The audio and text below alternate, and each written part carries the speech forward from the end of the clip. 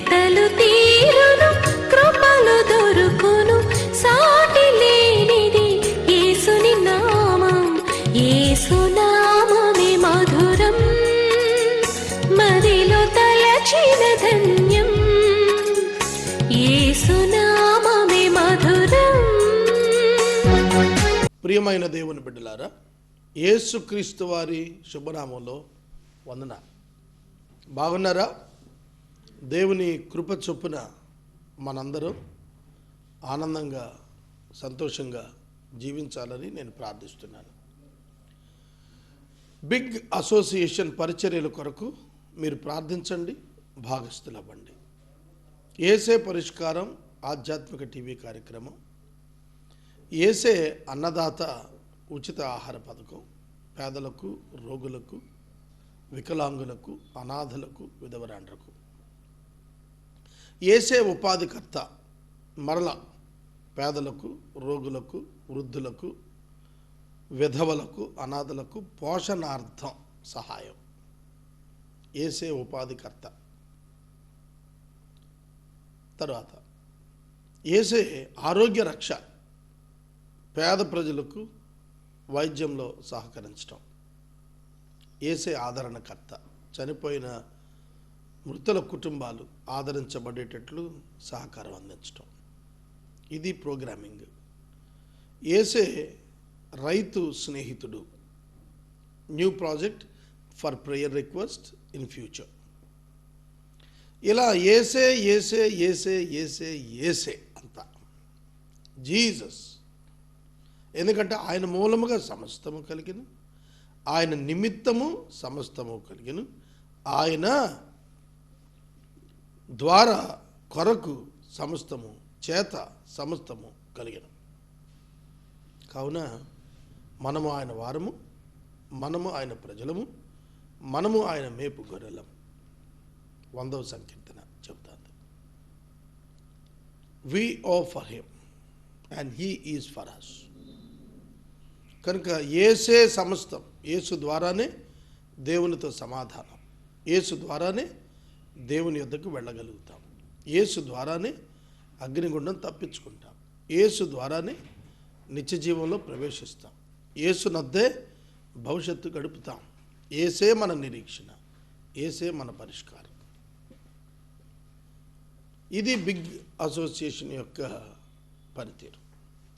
తరువాత Beracah church great concept. పేదలు ధనవంతులగుటకు, ధనవంతులు పేదలగుటకు. విన్నారా? విచిత్రం. పేదలు ధనవంతులగుటకు. Poorest must become richest. And next one, the richest must become poorest. The richest must become poorest. ఇది నా చర్చ్ స్లోగన్. ఎవ్రీ సండే పత్తేబాదులో మా చర్చ్, మా ఇంటిలోనే కింద ప్రేయర్ హాల్లో మేము ప్రార్థన చేస్తున్నాము, ఆరాధిస్తున్నాము. 11 to 1 11 to 1 11 to 1 you are invited. You are invited. ఇది మా యొక్క ప్రోగ్రామింగ్. మీరు ప్రార్థించాలని మనవి ప్రార్థన. మమ్మలను మిక్కిలిగా ప్రేమిస్తోన్న మా ప్రియ పరలోకపు తండ్రి, మీకు వందనాలు, స్తోత్రాలు. నేటి వాక్య ధ్యానం ద్వారా మాతో మాట్లాడండి. యేసు నామమున అడుగుచున్నాం తండ్రి, ఆమేన్. ప్రియమైన దేవుని బిడ్డలారా, కొలస్సీ పత్రిక 3వ అధ్యాయము 6వ వచనం ఎదుటించుకోండి. విగ్రహారాధన అయిన ధనాపేక్షను చంపేయండి, జారత్వము, అపవిత్రత, కామాతురత, దురాశను చంపేయండి. వాటి వలన దేవుని ఉగ్రత అవిధేయుల మీదకు వస్తోంది. వేటి వలన దేవుని ఉగ్రత మన మీదకు వస్తుంది? దేవుని గురించి మీరు చాలా నేర్చుకోవాలి. ఆయన ఎంతో ప్రేమ గలవాడు. ఆయన ఎంతో ప్రేమ గలవాడు. ఎంత ప్రేమ గలవాడు అని అంటే, నీవెంత పాపివైనా క్షమించే అంతటి ప్రేమ కలిగిన వాడు. నీవెంతటి ఘోర ప్రధాన పాపివైనా నిన్ను క్షమించే అంతటి ప్రేమ కలవాడు. నువ్వెంత శత్రువుగా ఉన్నా నీతో స్నేహం చేసేటువంటి వాడు. నువ్వెంత దూషించినా చిరునవ్వుతో నిన్ను హత్తుకునేవాడు. ఇది ఒక కోణం దేవునిలో, ఇది ఒక కోణం. అట్ ద సేమ్ టైం, అదే సమయంలో గాడ్ ఈజ్ జస్ట్, న్యాయవంతుడు. ఎంత న్యాయవంతుడు అంటే మహా ఉగ్రత చూపించేస్తాడు. God gives everyone the chance to repent.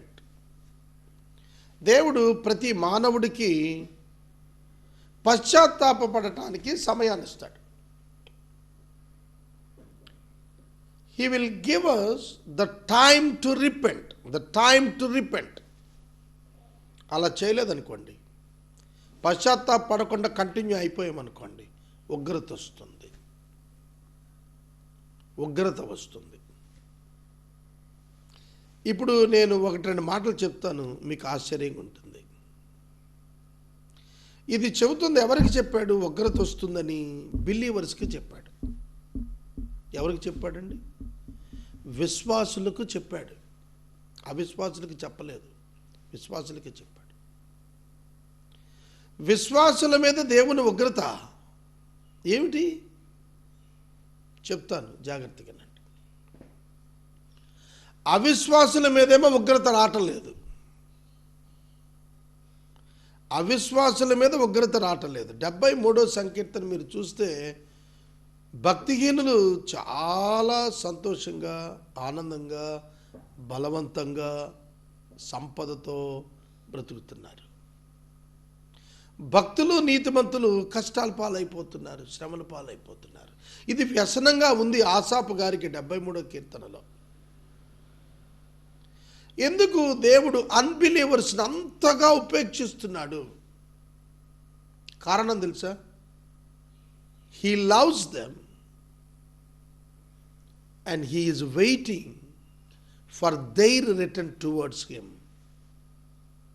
To receive the free forgiveness for their since. ఉచిత పాప క్షమాపణ తాను ఇచ్చినది వారు పొందటానికి వారి పట్ల కనికరము, ఉపేక్ష చూపిస్తాడు. అందుకనే వాళ్ళు చాలా బాగుంటారు, ఆర్థికంగా బాగుంటారు, శ్రమలు ఉండవు, మరణంలో యాతనలు ఉండవు, చాలా బాగుంటారు. కానీ విశ్వాసులకి మనం చూస్తున్నప్పుడు పనిష్మెంట్స్ కనపడుతూ ఉంటాయి. ఏమిటి అసలు దీనిలో ఉంది అది మీకు చెప్పాలా? చూడండి, మన ఇంటికి ఒక గెస్ట్ వచ్చారనుకోండి, వాళ్ళతో పాటు ఒక పిల్లాడు వచ్చాడు, మన పిల్లాడు కూడా అక్కడే ఉన్నాడు. మన పిల్లవాడు ఒక కప్పు సాసరు పగలు కొడితే మందలిస్తాం, గద్దిస్తాం, వీలైతే చిన్న దెబ్బేస్తాం. గెస్ట్ కొడుకు కనుక పగలు కొట్టాడు అనుకోండి, పోనీలేండి, okay it's okay, right, bear చేస్తాం, లాస్ బేర్ చేస్తాం. ఎందుకు? దే ఆర్ అవుటర్స్, వాళ్ళు బయట వాళ్ళు. త్వరగా కోప్పడం వాళ్ళని, ఎందుకంటే we don't want to lose them. భరిస్తాం. రోజుకొకటి వచ్చి పడగొట్టాడు అనుకోండి, రోజుకొకటి పర్పస్ఫుల్గా పడగొడుతున్నాడు అనుకోండి, అప్పుడు కట్ చేసేస్తాము. సేమ్ అండి దేవుడు కూడా అంతే. ఒక అన్యుడు ఒకే విధంగా పాపం మీద పాపం, హత్య, దొంగతనం, రాబరీ చేస్తాను అనుకోండి, లాంగ్ టైం ఇస్తాడు, ఓర్చుకొని పాతాళాన్ని పంపించేస్తాడు. అర్థమవుతుందా? చాలా గౌరవంగా చూస్తాం మనం అతిథుల్ని. దేవుడు కూడా అన్యుల్ని అంత బాగా చూస్తాడు, కనికరంతో చూస్తాడు, ప్రేమతో చూస్తాడు, జాలితో చూస్తాడు. ఎందుకంటే వాళ్ళు కట్ చేస్తే అయిపోయినట్టే, వాళ్ళు అగ్నిగుండం పోవటమే. కానీ విశ్వాస దగ్గరికి వచ్చేటప్పటికి కొడుకులాగా ట్రీట్ చేస్తాము, గద్దిస్తాం, వెంటనే ఊరుకోం. ఎందుకంటే he is our responsibility, he is our future. Your children are nothing but your future. For God also we're the future. మనమే ఆయనకి భవిష్యత్తు. Our children are our happiness. Likewise we're the happiness to God. మన పిల్లలు మనకు సమస్తం, దేవునికి కూడా మనమే సమస్తం. అర్థమవుతుందా? No option. భర్తకు తన భార్య ఒక్కతే తప్ప వేరే ఆప్షన్ లేదు. అందుకనే he loves her so much and so much, and he expects much things from her. మన ప్రభువు కూడా అంతే మన పట్ల. Continuous disobedience, continuous arrogancy, continuous weakness. Never be allowed friends. దేవుడు విశ్వాసులను ఒక స్టాండర్డ్లో, ఒక ప్రమాణంలో ఉంచాలనుకుంటున్నాడు. నేను 30 ఏళ్ళు సుమారు దేవుని సేవకు వచ్చి, దేవుని వాక్యం దినదినానికి నన్ను సరిచేస్తాను. దేవుడు అవిధేయుల మీద దేవుడు ఉగ్రత చూపిస్తాడు. బైబిల్ గ్రంథంలో 79 రిఫరెన్సెస్ ఉన్నాయి ఉగ్రత మీద. 79 రిఫరెన్సెస్ ఉన్నాయి. చూడండి, బైబిల్ గ్రంథంలో మనం చూస్తే 6వ అధ్యాయములోనే దేవుడు మనుషులందరినీ జలప్రళయం చేత తుడిచేశాడు. It's God's wrath on all the people of the earth. మీరు గమనించండి, మనుషులందరూ మార్గం తప్పారు. దేవుడు ఇచ్చినటువంటి దాన్ని చెరిపేసుకున్నారు. అయ్యో వీళ్ళని ఎందుకు చేశానా అని దేవుడు సంతాపపడేటట్టుగా చేశాడు. సంతాపడ్డాడు. అంతే. భూమి మీద చూసినప్పుడు ఒక్క కుటుంబం దేవుని దృష్టికి కృప పొందినదిగా కనపడుతుంది. Does it mean that they are perfect friends? God's favour Noah గారికి వచ్చింది. నోవాహు ఆ తరములో కృప పొందినవాడు ఆయన. 20 జనరేషన్స్ అయ్యాయి అప్పటికి. సో నోవాహు 10 జనరేషన్స్ అయ్యాయి. నోవాహు కృప పొందినవాడు ఆయను అన్నప్పుడు, నోవాహు కృప పొందినవాడు అయ్యాడు అన్నప్పుడు, it doesn't mean that he is perfect and top. అతను ఏదో గొప్ప ఖచ్చితమైనడని కాదు. హీ ఈజ్ ఎ బిలీవర్, విశ్వాసి. నోవాహు మునుపెన్నడూ చూడని సంగతులను చూచి దేవుని యందు విశ్వాసం ఉంచాడు. The difference for Noah and all the other people on the earth is the only one thing, is nothing but the faith. నోవాహుకి ప్రపంచంలో ఉన్న వారందరికీ వ్యత్యాసం ఏంటంటే విశ్వాసం. The faith on God will give you the favor of God and the grace of God. విశ్వాసకి కృప, దయ దొరుకుతాయి. నశించకుండా ఉన్నాడు. అందుకే నోవాహు తప్పించబడ్డాడు. నోవాహు తిరిగి వాగ్దానం ఇవ్వబడ్డాడు. నోవాహు విస్తరించాడు. నోవాహు భూమి మీద. కాబట్టి నోవాహు దేవుని దృష్టికి కృప పొందినవాడై దేవునికి ఇష్టడుగున్నాడు. దేవునికి ఇష్టడుగున్నాడు. విత్ ఎంప్టీ హ్యాండ్స్, తన అపేక్ష లేదు. విత్ ఎంప్టీ హ్యాండ్స్ ఓడక్కేశాడు. ఆయన భార్య, పిల్లలు. With God's mission of protecting all the creatures. దేవుని యొక్క పనిని, పర్పస్ని అతను తన చేతి తీసుకుని ఆ ఓడలో వెళ్ళిపోయాడు. లోకమంతా చనిపోయారు. అంత భక్తిహీనులంతా, అవినీతి పరులంతా వరదలో మునిగి నశించారు. God's wrath on evil. Genesis 11th చాప్టర్కి వచ్చేటప్పటికి, ఆదికాండం 11, దేవుడు తారుమారు చేసి బాబెల్ టవర్ కూల్చేశాడు. దేవుని కోపం ప్రజల మీదకి వచ్చింది. ఎందుకంటే ప్రజలు దేవుని యొక్క విశ్వాస్యతను, గొప్పతనాన్ని, ప్రేమను కించపరిచారు. ఈసారి పాపం చేసిన జలప్రళయం రాకూడదు అనే దుర్బుద్ధికి వెళ్ళారు. జలప్రళయం వచ్చినా కూడా మేము మా ఇష్టం వచ్చినట్టుగా ఉంటాం, తప్పించుకుంటాం మా జ్ఞానంతో అని చెప్పి వచ్చారు. మానవ జ్ఞానం పెరిగే కొద్దీ వెర్రితలలేస్తుంది.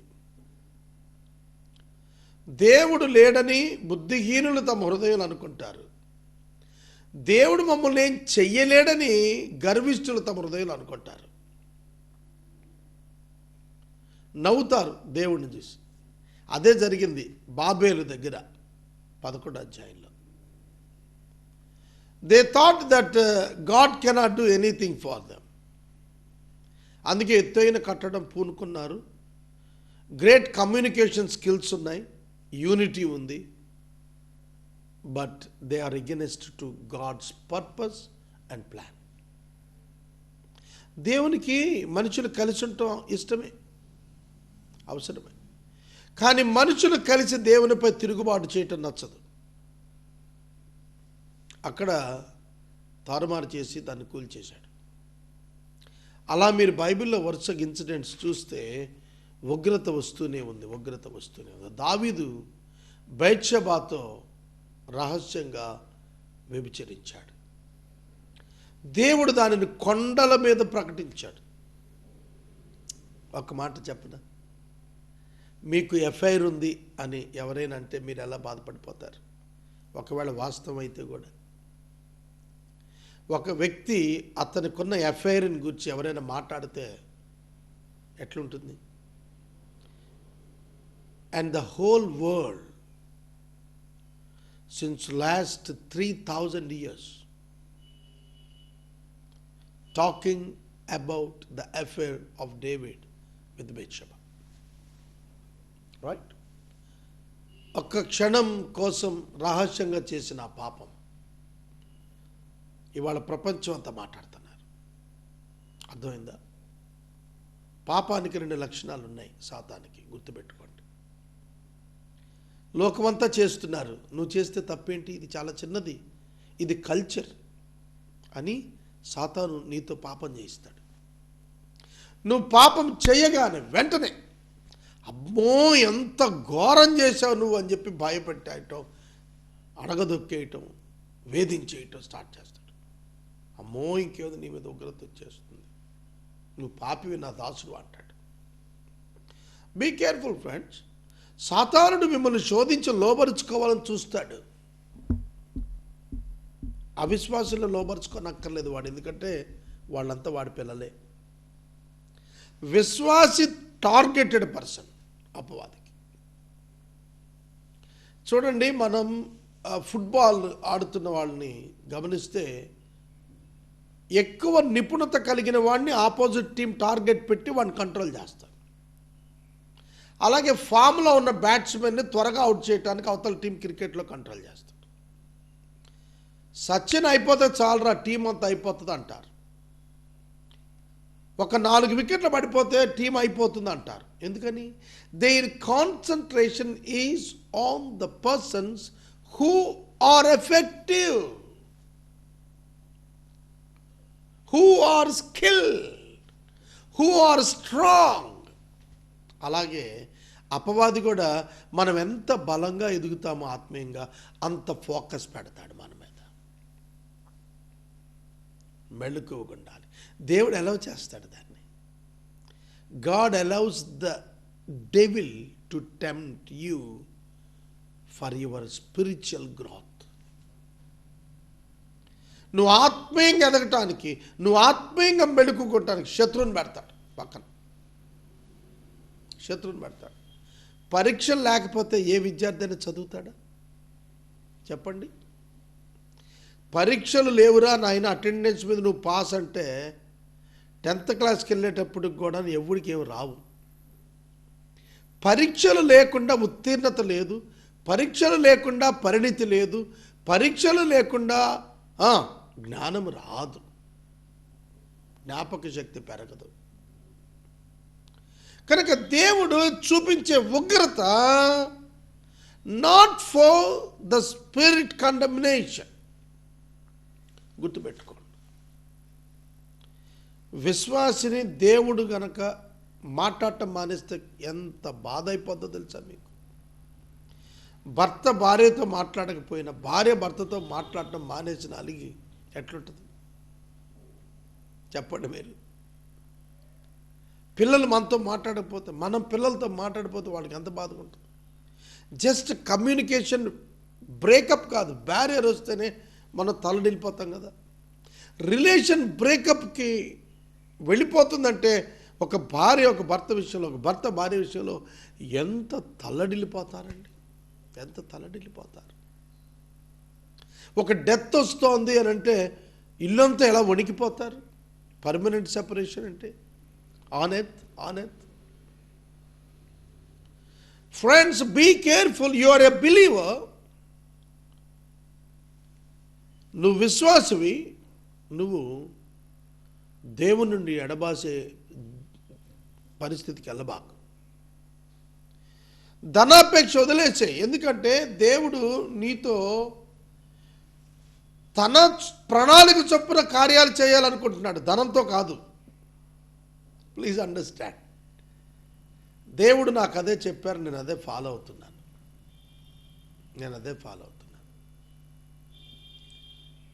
సహోదరుడా, సహోదరు, నన్ను గురించి ఎక్కువ చెప్పుకోవటానికి ఇష్టం లేక చాలా విషయాలు చెప్పటం లేదు.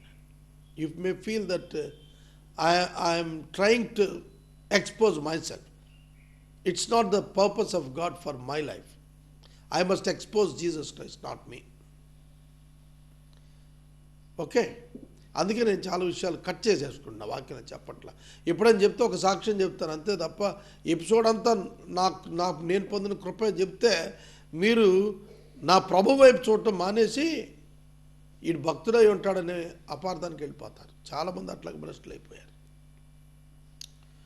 నేను మనవి చేస్తున్నాను, జారత్వము, sexual immorality, sexual passion, evil desires, sexual impurity, ఇవన్నీ కూడా మనల్ని దేవుని నుంచి దూరం చేస్తాయి. God is not happy with you. దేవుడు నీతో సంతోషంగా ఉన్నాడా? కనుక relationship must become strong and stronger every day with Lord. మీకు విషయం చెప్పనా? మీరు మాట్లాడుతూ ఉంటే దేవుడు వింటాడు, అది ప్రార్థన. దేవుడు మాట్లాడుతూ ఉండాలంటే నువ్వు వాక్యాన్ని చదవాలి. ఏది ఇష్టం మనకి? ఏది ఇష్టం? మన పిల్లలు మనతో మాట్లాడుతూ ఉంటారు, మనల్ని మాట్లాడనివ్వకుండా వాళ్ళే మాట్లాడుతున్నారు అనుకోండి, మనం ఇష్టపడతాం. అలాగే నువ్వే ప్రార్థన చేస్తూ ఉంటే దేవునికి ఇష్టం అవుద్దా 24 గంటలు?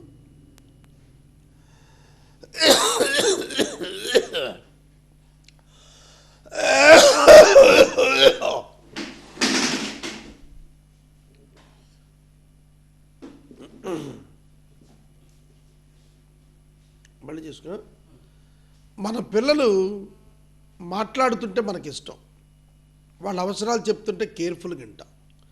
అంతే కదా, అస్తమానం వాళ్ళే మాట్లాడితే మనకి ఇష్టం ఉంటుందా? మనం కూడా మాట్లాడాలి. వాళ్ళ అవసరాలు మనకు ముందే తెలుసు, వాడికంటే కూడా. వాటి విషయం వాళ్ళు చెప్పినా చెప్పకపోయినా మన బాధ్యతే.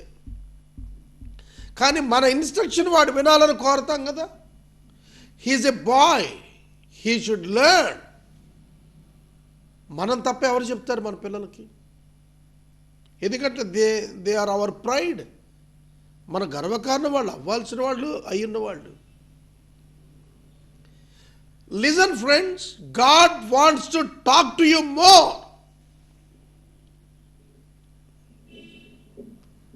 అర్థమవుతుందా? He gives the priority to talk to you, to give you the instruction, to give you the moral support, to give you the understand. దేవుడు మీకు అవన్నీ ఇవ్వాలనుకుంటాడు. కనుక మీరెన్నడూ కూడా వాక్యాన్ని నిర్లక్ష్యం చేయబాకండి.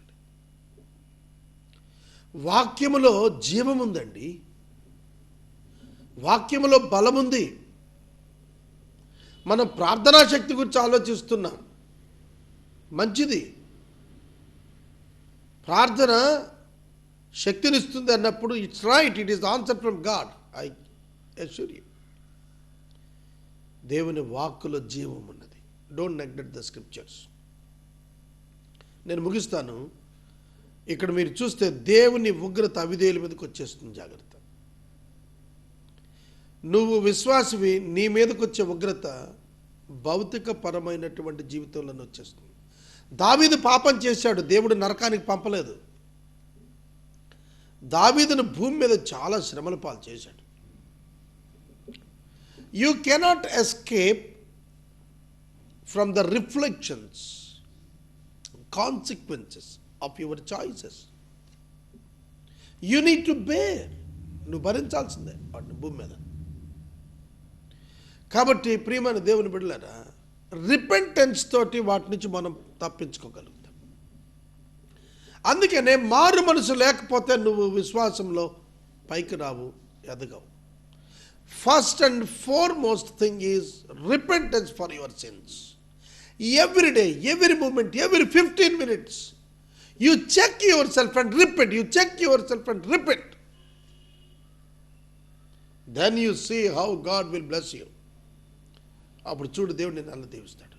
ఇప్పుడు కొన్ని హంగర్ ప్రాజెక్ట్ దృశ్య మాలికలు మీ ముందు ఉంచుతాను. వెరీ ఫ్యూ, కొద్దిగానే చూడండి. నీవు నన్ను ప్రేమించిన కారణము కనిపించదు, బ్రతుకంత నిన్ను కొలిచిన నీ రుణమెన్నడు తీరదు.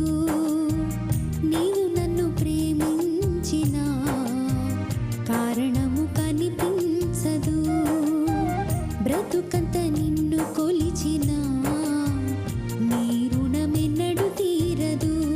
నీ ప్రేమ శాశ్వతము, నన్ను ఎడబాయదు ఏ క్షణము. నీ ప్రేమ శాశ్వతము, నన్ను ఎడబాయదు ఏ క్షణము.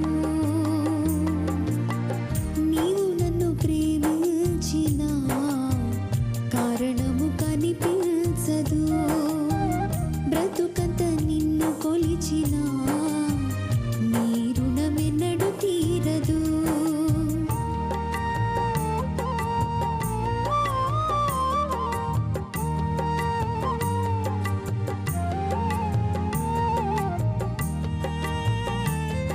ప్రార్థన. ప్రభువా వందనాలు, ప్రజలతో మాట్లాడినారు, భాగస్థులను చేయండి. విశ్వాసులు మాత్రము స్పందించుటకు కృపనివ్వండి. మాకు అవిశ్వాసుల యొక్క డబ్బు అవసరమే లేదు. మీరు అవిశ్వాసుల డబ్బు కూడా మాకు ఇవ్వగలిగిన వారు. అభ్యంతరం లేదు, కానీ అవసరం లేదు. కనుక మీ చేతులకు అప్పగిస్తున్నాము. యేసు నామమున అడుగుచున్నాము, ఆమేన్. తండ్రి అయిన దేవుని ప్రేమ, కుమారుడైన యేసయ్య కృప, పరిశుద్ధాత్మ దేవుని కన్యోని సహవాసం సదా మనకు తోడైనను గాక, ఆమేన్.